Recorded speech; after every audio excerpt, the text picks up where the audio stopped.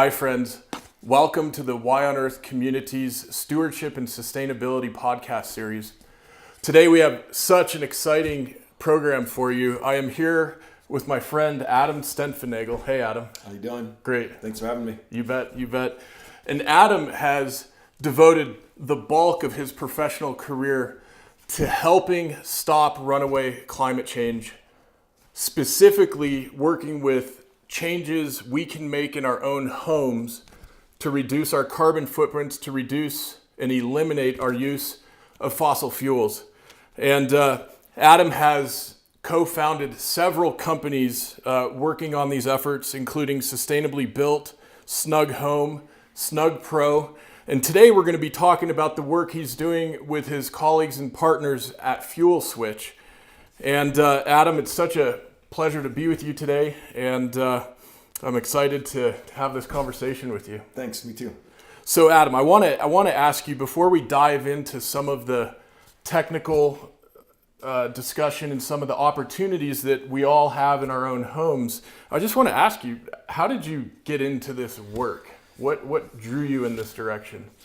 Well, long story, so I'll try to keep it somewhat concise. But I've always known that I needed to be doing something good for the world throughout my whole life. And I early on I ended up getting involved in political activism, just generally as an activist, and did a lot of work in the protest movement, but from a media perspective. So we did a lot of media coverage and helped work on these indie media centers, and we travel all over the world, and we discover all kinds of struggle from social justice to environmental racism, so many different components of things that are going on, and genocide, and man, holy crap, there's a lot of things that are really bad in the world.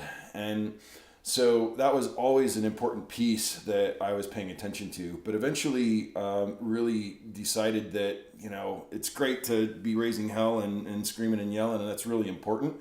But I just needed to see the change in front of my eyes, right? I needed to actually be sure that I was doing something that affected change. Yeah. So I heard from my uncle, is a really awesome, owns an interior design firm in Chicago, and they do a lot of this green building stuff.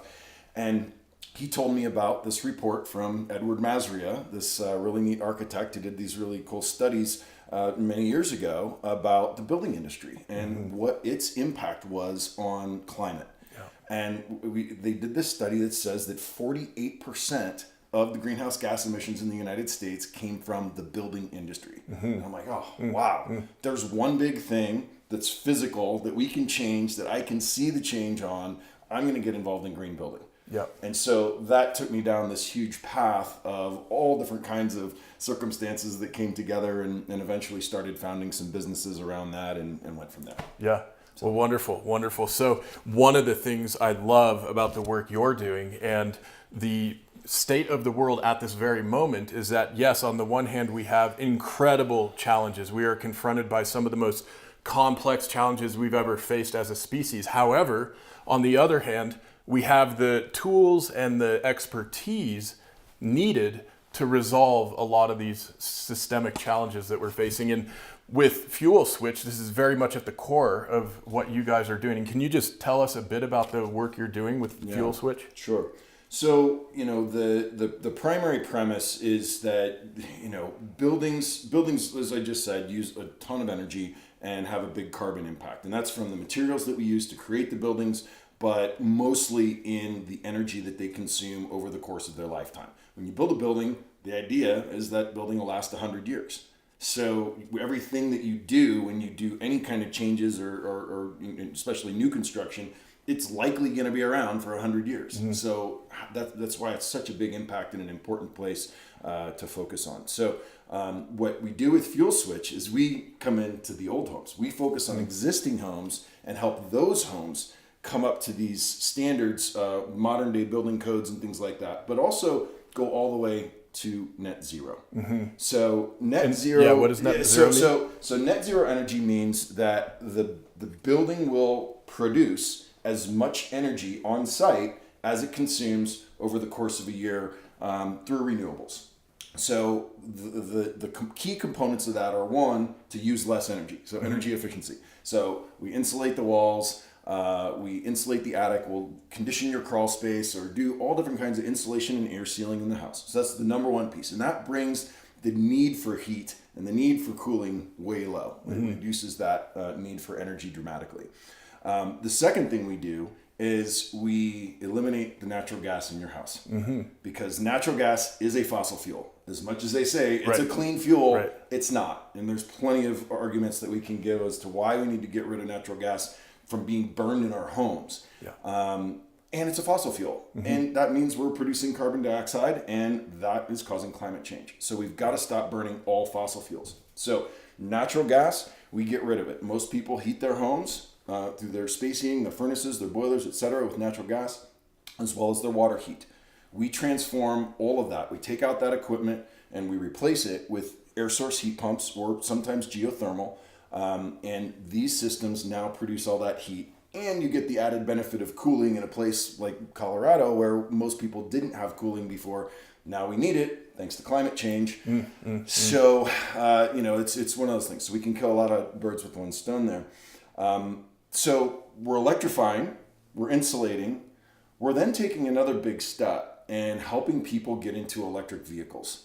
Because that's another massive energy use that's outside of that building industry space, but the effects of that are huge. And the economics around electric vehicles are really amazing. Especially if you can then power them with rooftop solar. So that's the fourth piece of our puzzle, is we put enough solar on the roof to cover all of those needs, to cover the air source heat pumps, to cover your plug loads, to cover all the electrical requirements. It does your space heating, it does your water heating, and it does your cooling. And that rooftop solar system powers all of it. Beautiful. So at the course of over an entire year, your utility bill is ideally zero. Yes.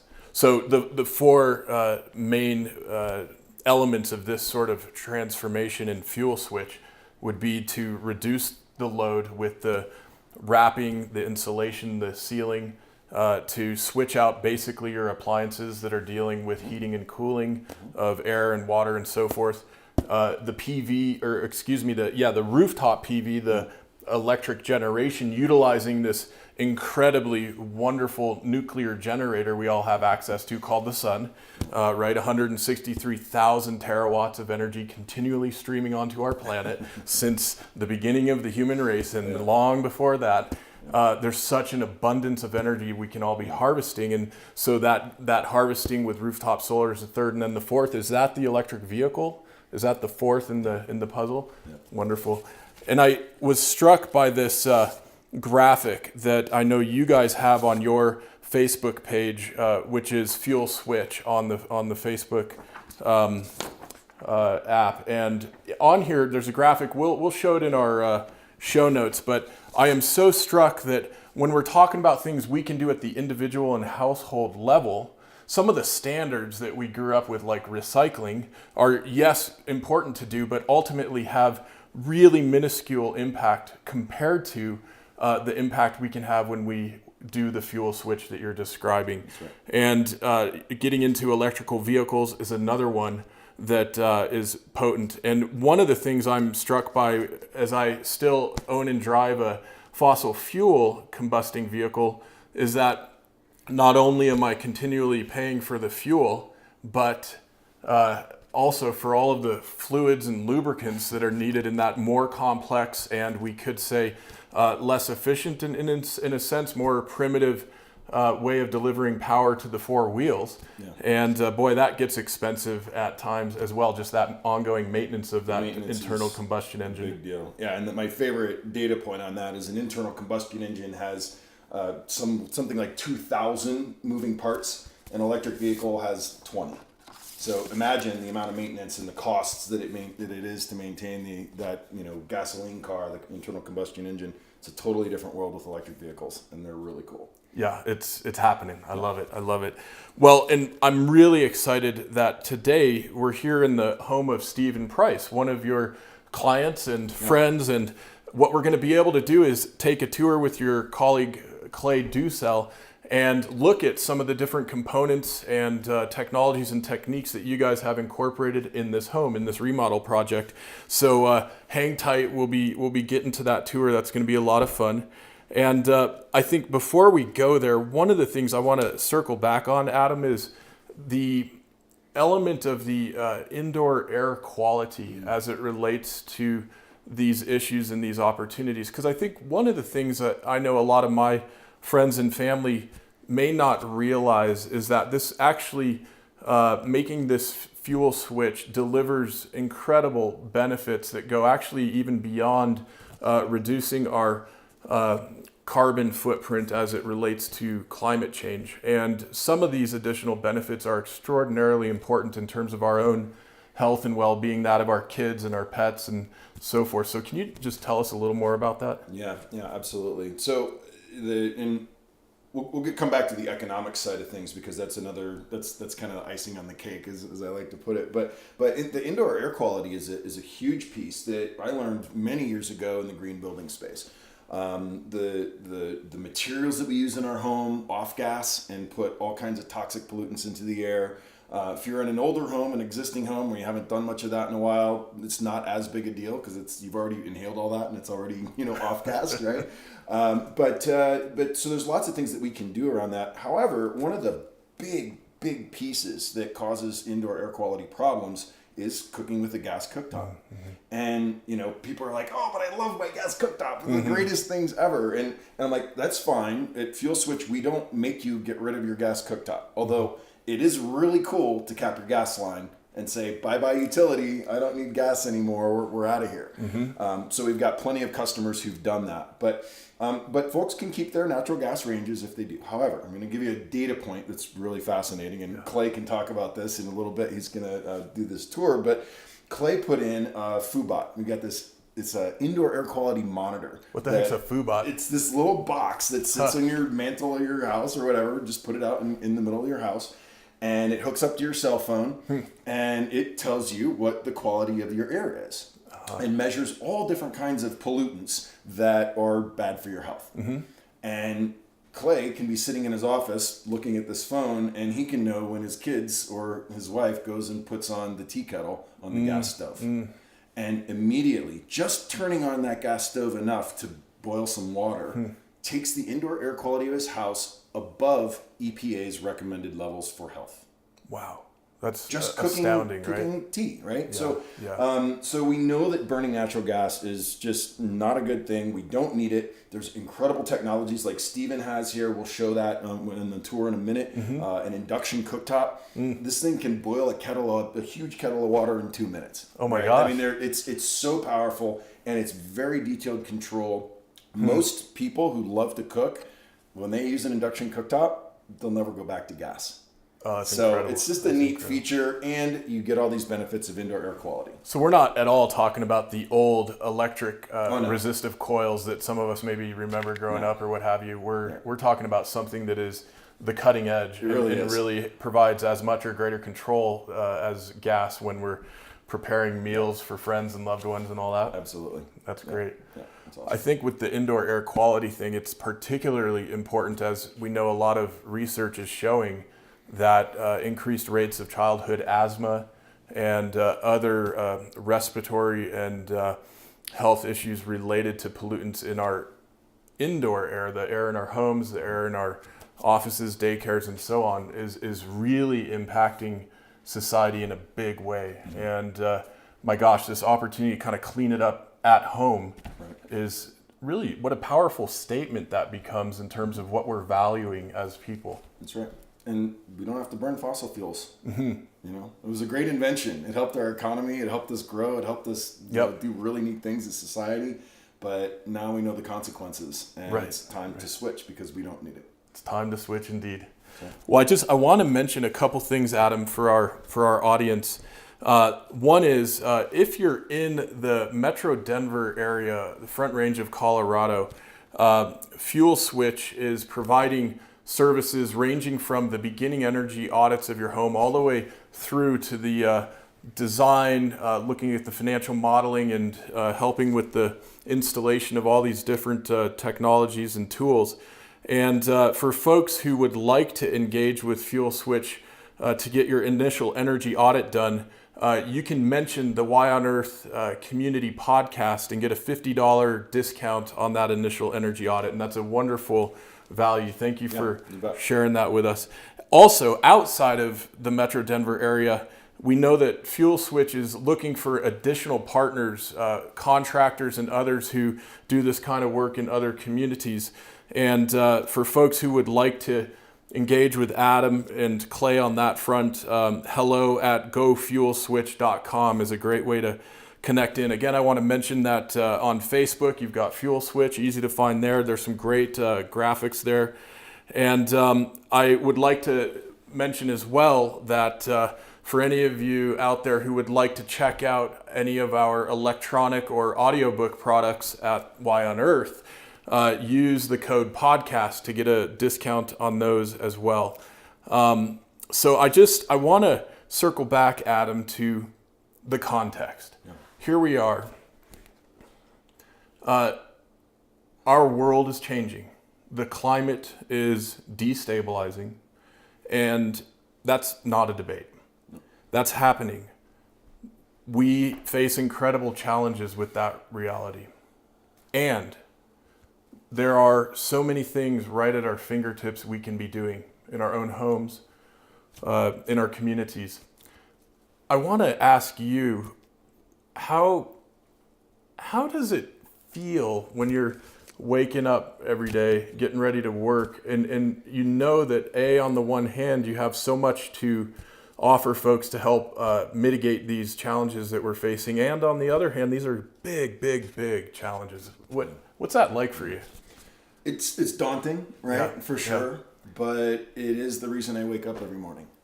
It is my purpose. So all of the businesses that I'm involved in, we're really working hard to save carbon in everything that we do. And in some of the businesses, we can actually track the savings and we can tally up the numbers. And it's really fun to be like, wow, this business just saved 500,000 metric tons of carbon through what we were doing, right? So those types of things are like, okay, take a deep breath. Yep, Trump might screw up this country and by taking us out of the Paris Accords and the entire world by doing this. But what's really amazing is that people are stepping up. Yes. And so a great example of that is through the U.S. Sustainability Directors Network. This, when Trump said, we're out of the Paris Climate Accords, we don't care about climate, a group of cities representing 40% of the nation's population stepped up and said, we're going to do the Paris Climate Accords. Yes. And we're going to participate and we're going to meet those goals. Yes. So we can do this. We're mobilizing. Local governments are ready. The people want it. There's another study that I just read from Vox just recently that was really fascinating about what do consumers want, and it was about the utility industry and how do consumers care about renewable energy? 75% of U.S. utility bill payers said that they want their electricity to be 100% renewable. Yes. 75%. Yes. And 51% of those people said they would gladly pay a 30% premium to get it. Wow. That's big. Things are changing. Yes. People want this stuff. They get it. We know it. And regardless of what our federal government is doing, the cities, the states, and the utilities are starting to step up and say, okay, we can do this.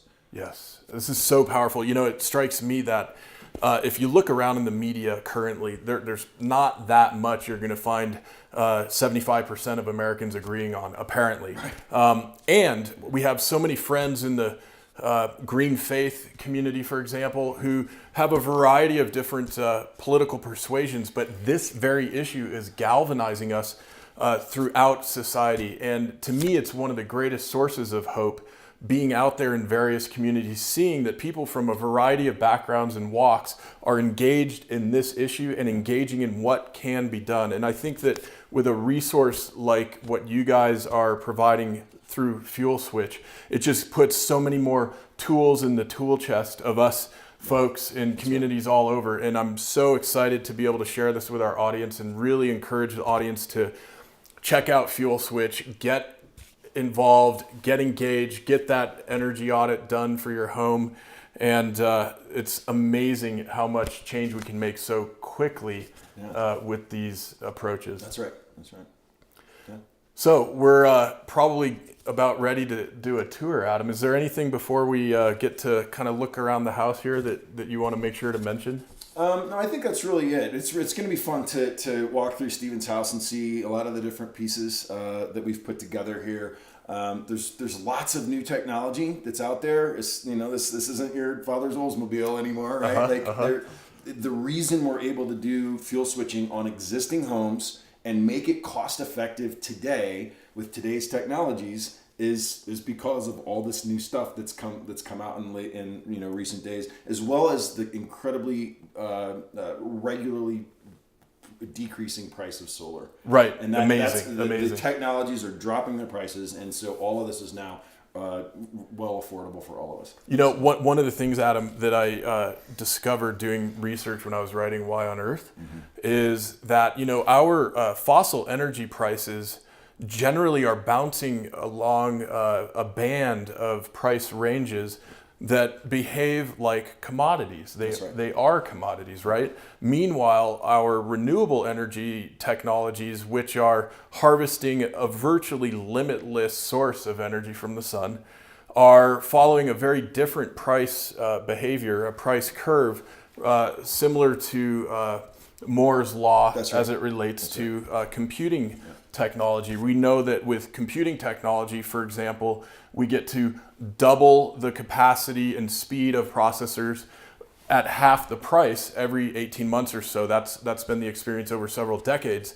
And there's a very similar pricing dynamic occurring with solar in particular. Now in well over 30 states in the United States, for example, it is cheaper to install, this is at utility scale, to install renewable generating capacity than it is to install the fossil generating capacity. And this is just, to me, another example of what an amazingly hopeful moment we're in right now. And that dynamic really just kicked in the last couple of years. That's right. And so we face these big challenges, but we actually have so many solutions right at our fingertips. That's right.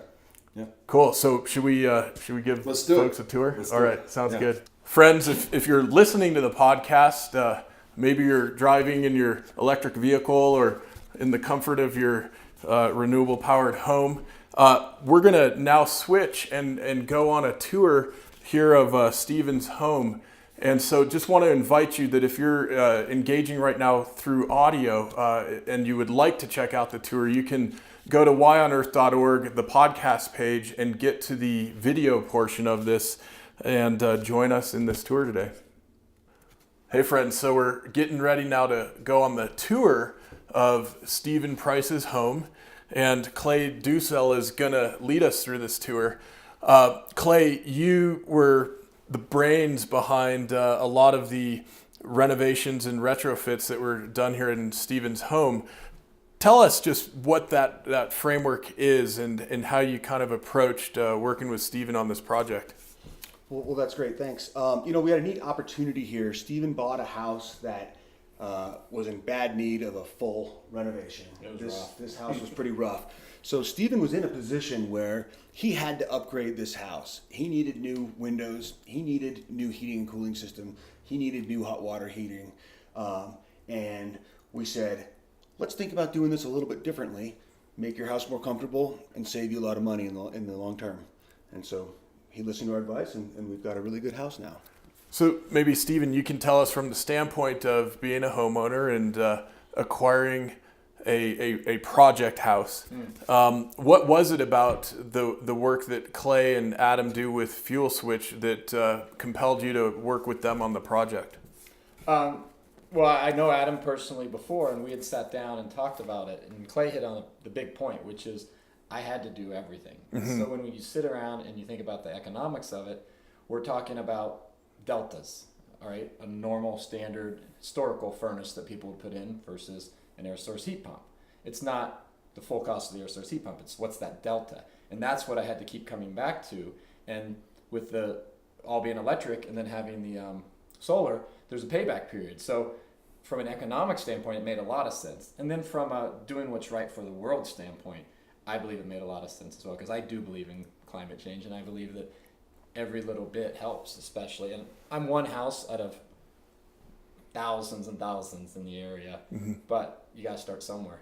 And these guys were a conduit to allowing me to open my eyes to see that I could be one of the first, to do that net energy neutral and start that process. Well, I'll tell you, I want to, first of all, thank you for inviting us into your home and sharing this with our community and our audience. And I'm really struck, I can just tell, talking with you, that what you've been able to do here, what you've been able to create here, feels wonderful. And it's a great space to be inside of. It's so comfortable, and I'm curious, you were barefoot earlier when we got here. It's obviously a very comfortable space. Can you just share with us a little bit about that experience you have? Yeah, I mean, there's the physical comfort, obviously, of this stuff works. The technology's there, and when it's cold out, I can be warm in here, and when it's warm out, I got air conditioning in here that I didn't think I was going to get through the air source heat pump. But it does. There's that physical feeling. But there's also, at my other house where I used to live, I had a furnace, and every time I'd walk in during the winter, it'd be warm. And maybe it's me, but I had a little bit of a guilt. I'm like, because I know why it's hot. It's hot because I'm burning combustion. I've got combustion. I've got fossil fuels that are burning. That's not good for the environment. I don't have that guilt here as much at all. Yeah. I come in and it's like, it's hot. It's like, oh yeah, all that solar energy during the day that I collected is now heating my house at night, so I can sit down and watch a movie.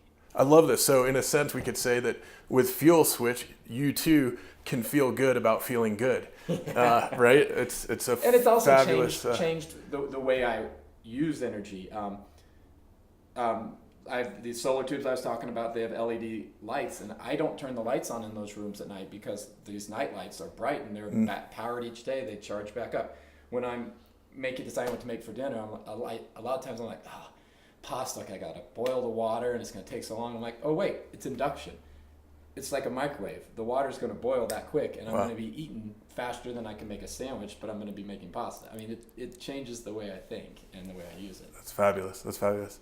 And Clay, I want to ask you, before we go on this tour, and I understand we're going to be getting down in the crawl space. We're going to get underneath. I want to share with us, what's your background and how did you get to where you're at now today, helping folks make the fuel switch? That's great, thanks. My background is construction. I've been a general contractor for years, doing high-end home remodels, kitchens, bathrooms, new construction. I always was trying to emphasize energy efficiency in all of those projects. But again, I realized that I think there's something more that we can do. And when we started this company, I connected with Adam and we decided to launch this company, and everything fit very well together. Adam has the experience with building science, with software development, with energy modeling, and I've actually been in the trenches pulling building permits and crawling on roofs and building things, and it was a real fun symbiosis.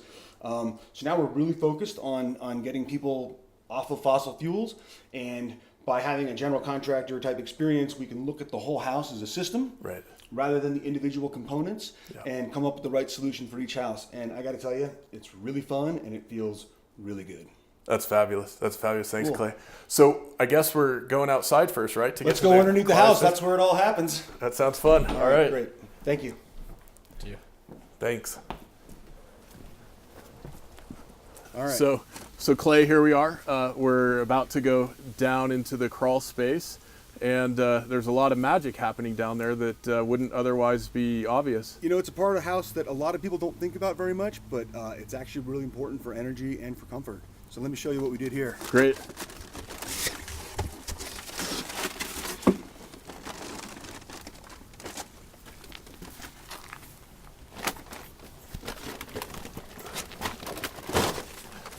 Good thing I'm doing some yoga. Yeah.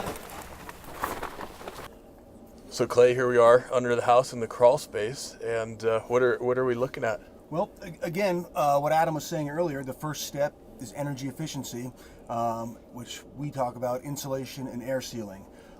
They're two different things. They work very well together. Insulation, we like to say, is like a wool sweater.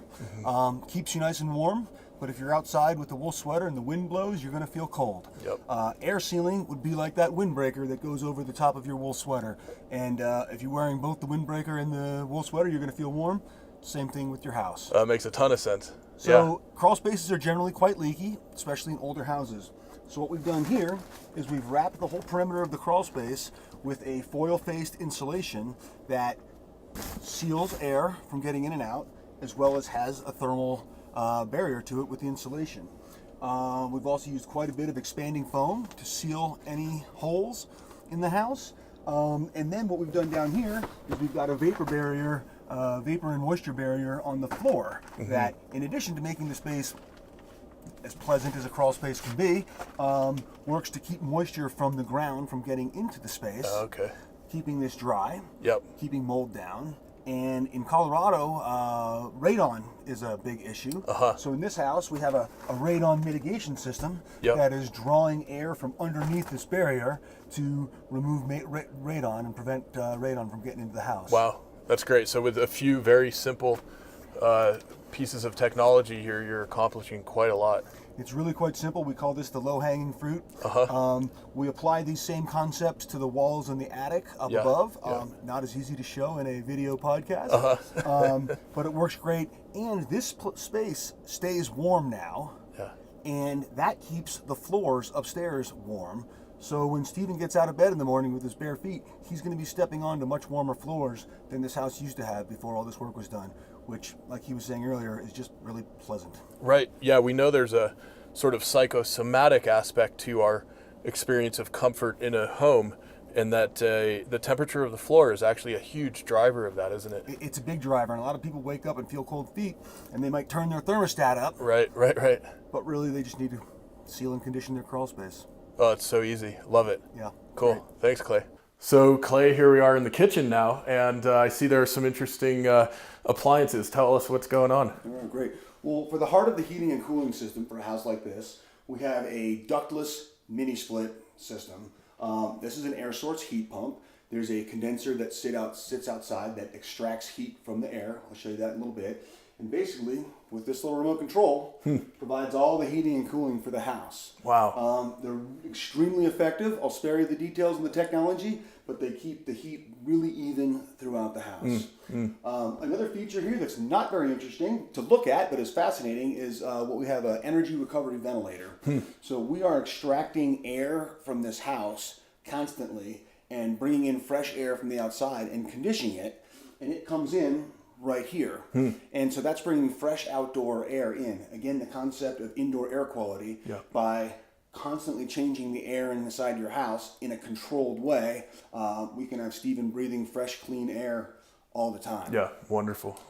Another fun thing in this kitchen is an induction stovetop. And I understand Steven's quite a cook. Is that right? Yeah, Stephen's not your average guy. Stephen likes to cook. He does a good job. You know, working with Stephen for a long time, I can verify for this. He's always eating a good lunch. Cool. And he likes it. People love it. Aesthetically, they're really clean. Right. They're easy to clean. Right. And people, once they make the switch from gas, really tend to love these induction cooktops. In fact, some of the really high-end cooks, the fancy cooks who are, on TV, are moving towards induction stoves off of gas because of the added level of control. That's fascinating. You get even more control this way. That's what they tell me. Beautiful. All right. So where are we headed now? Let me show you the water heater. Great. Another thing that people don't think about a whole lot, but is really important. Yes, it is. For this house, we're using a product called Sandan. It's a Japanese product. It's been around for a long time. It's a super high efficiency air source heat pump water heater.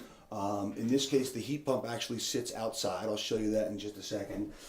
But this is a tank, just like any other tank that stores hot water. It's oversized for this house. We are actually using it for some supplemental in-floor heating in this particular case because we had an opportunity to heat some floors with this water. I'll show you the heat pump that's outside, but also in this room we have a solar tube. It's bringing natural light in.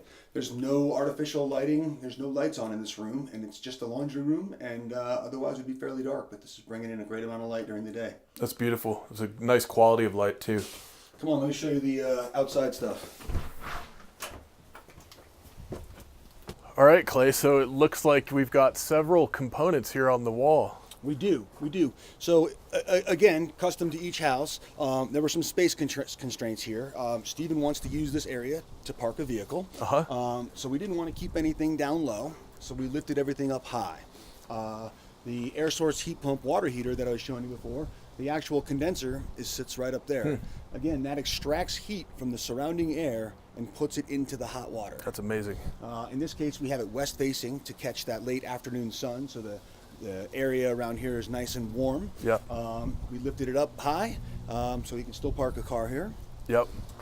The other component here that makes the whole thing work is the solar photovoltaic system. Okay, so this is dealing with the energy that's being captured on the roof by the solar panels. Is that right? That's exactly right. Okay. So the solar panels produce electricity in DC power, like a battery. That's direct current. Direct current. Yep. This is what's called an inverter. So it comes to this point here and gets inverted to AC. So power. that's the alternating current. Alternating Most current. of our household appliances and phones and everything is Yep. going to run Your on. standard household plug would be alternating current. So it inverts it to that, and then this is where it interacts with the utility power that comes in.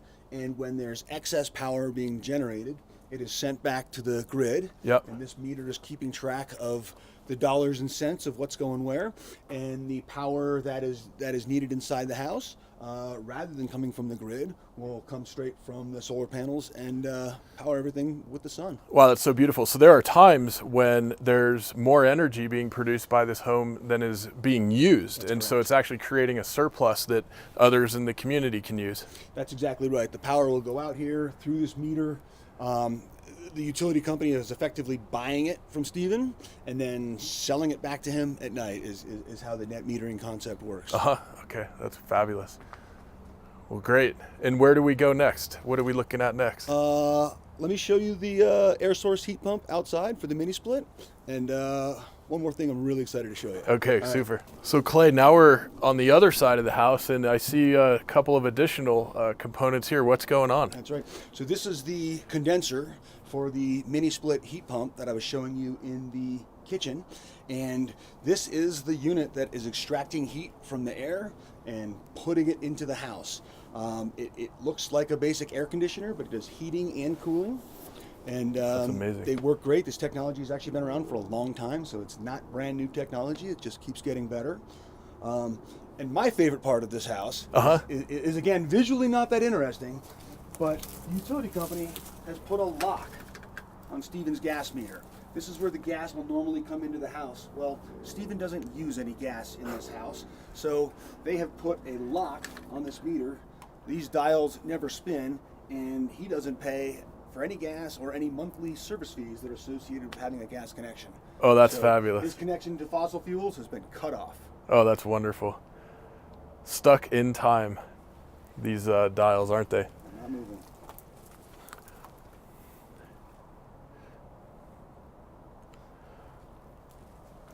So Clay, we've seen several different components, and I understand each of these is in the neighborhood of a few $1,000s to several $1,000s. Seems like that could be really expensive if somebody were paying out of pocket right away for that. But I understand that's not necessarily what needs to happen.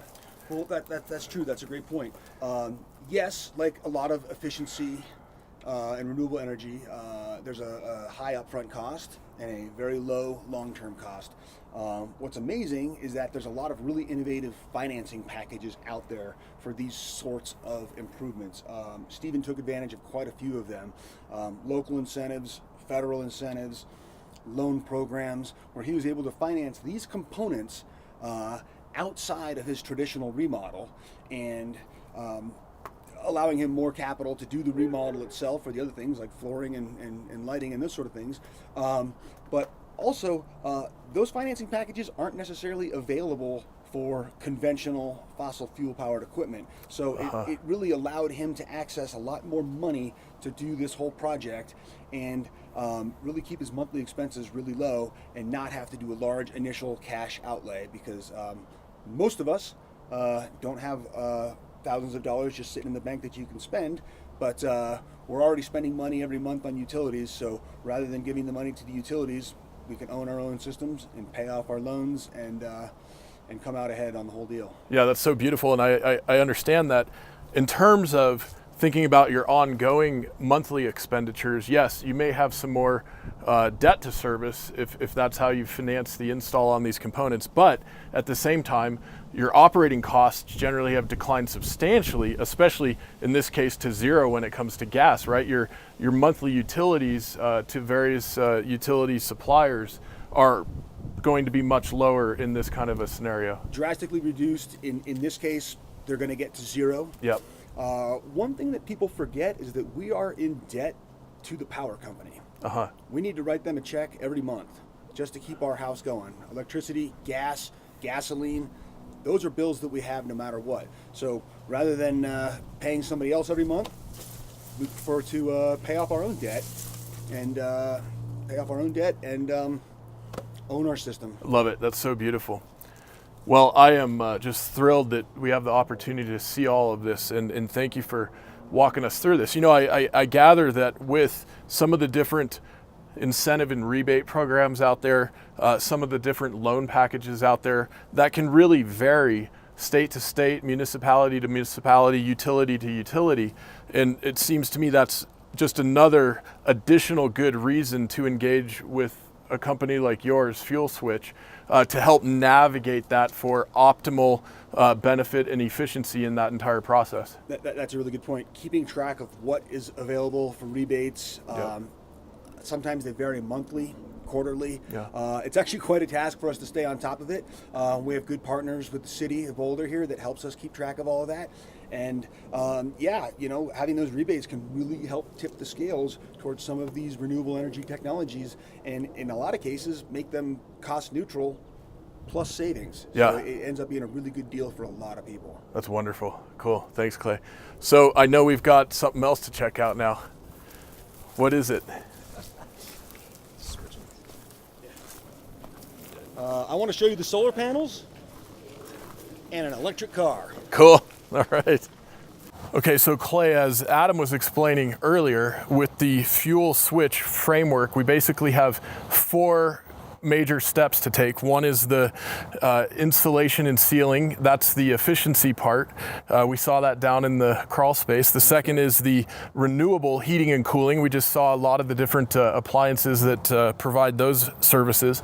The third is the energy generation, the solar that we see on the rooftop here. That's correct. And the fourth is integrating an electric vehicle. So right now we have next to us and behind us 2 of the 4 pieces of the strategy. That's correct. Right here is a Nissan Leaf, an electric vehicle that's been around for quite a few years, has a good solid track record, not incredibly expensive. Electric vehicles can be used by everybody. If you want to buy a Tesla, go for it, have fun. They're awesome vehicles, but you don't have to spend that kind of money to drive an electric car.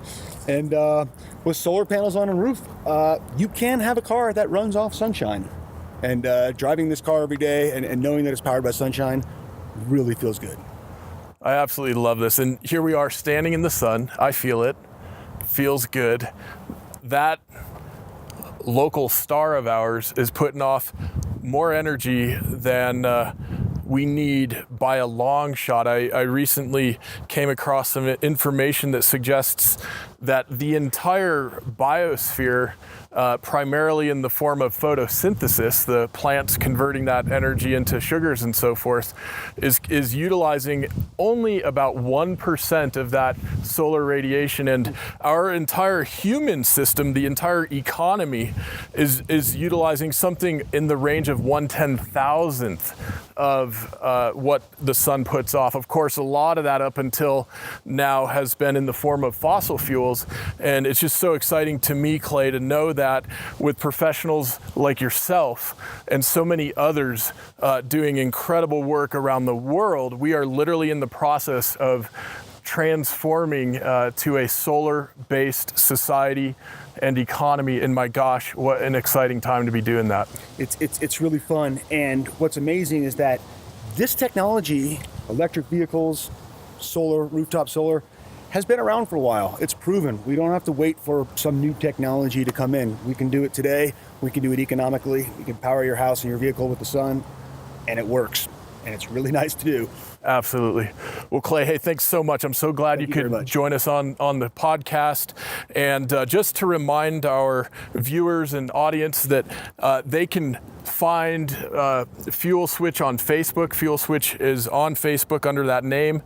And if folks would like to engage with Fuel Switch, mention the Why on Earth Community Podcast, and you'll get a discount on your initial home energy audit, a great savings. Thank you so much for providing that. My pleasure. That's available to our friends and colleagues in the Metro Denver area. That's correct. And as you guys are expanding your reach, networking with other professionals, contractors, etc., in other municipalities around the country, I understand that you're in the process of connecting with others to help expand that network. And so I want to encourage the contractors and professionals to get in touch with Clay or Adam on that front. And my gosh, it's such an exciting time knowing we have these solutions right at our fingertips. And Clay, thanks so much for the work you're doing. Thank you. Thank you very much for having us.